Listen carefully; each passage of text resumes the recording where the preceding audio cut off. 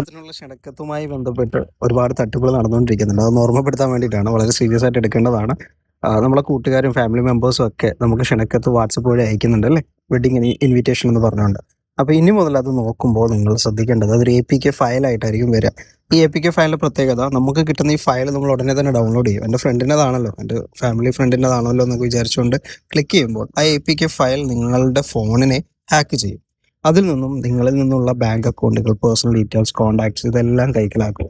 കാരണം നിങ്ങളുടെ ഫോൺ അവർ തന്നെ യൂസ് ചെയ്യും. ഇപ്പം ബാങ്ക് അക്കൗണ്ടിൽ നിന്നും അത്തരം പൈസകൾ ഡയറക്റ്റ് ആകുമ്പോഴാണ് നമുക്ക് അറിയാൻ പറ്റുന്നത്. അപ്പോൾ അതൊന്ന് ശ്രദ്ധിക്കാൻ വേണ്ടിയിട്ടാണ് ഞാൻ ഈ ഒരു മെസ്സേജ് ചെയ്യുന്നത്. ഇപ്പോൾ പ്രകാശ് എന്ന് പറഞ്ഞൊരു ഡോക്ടർ ഉണ്ട്. അപ്പോൾ ഈ ഡോക്ടറിൻ്റെ പൈസ ഏകദേശം 31,000 രൂപയോളം എന്ത് ചെയ്തിട്ടുണ്ട്, ഇതേപോലെ ഒരു APK ഫയൽ കവർന്നെടുത്ത് പോയിട്ടുണ്ട്. അപ്പം അത് വന്നത് വെഡിങ് ഇൻവിറ്റേഷൻ എന്ന് പറഞ്ഞുകൊണ്ടാണ്. അപ്പോൾ അത് ശ്രദ്ധിക്കുക. ടൈംസ് ഓഫ് ഇന്ത്യ അടക്കമുള്ള നാഷണൽ ന്യൂസ് ചാനലുകൾ, ന്യൂസുകൾ എന്ത് ചെയ്തിട്ടുണ്ട്, അത് കൃത്യമായി റിപ്പോർട്ട് ചെയ്യുന്നുണ്ട്. നമ്മളൊക്കെ വെഡിങ് കാർഡ് മാത്രമല്ല, പലതരത്തിലുള്ള APK ഫയലുകൾ നമ്മൾ ഇൻസ്റ്റാൾ ചെയ്യുമ്പോൾ ഇപ്പോൾ പലരും നമ്മൾ ഈ അൺലോക്ക് ചെയ്യാൻ വേണ്ടിയിട്ട് ഹാക്ക് ചെയ്യപ്പെട്ട ആപ്പുകളൊക്കെ നമ്മൾ എന്ത് ചെയ്യും, ഇൻസ്റ്റാൾ ചെയ്യുന്നുണ്ട് ഫോണുകളിൽ. അപ്പോൾ അതും കൂടുതൽ ശ്രദ്ധിക്കുക.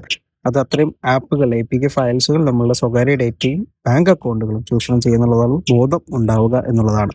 അപ്പം ഇതൊന്ന് ശ്രദ്ധിക്കുക. അപ്പോൾ വിവാഹത്തിന് നേരിട്ട് വന്ന് വിളിച്ചോട്ടെ.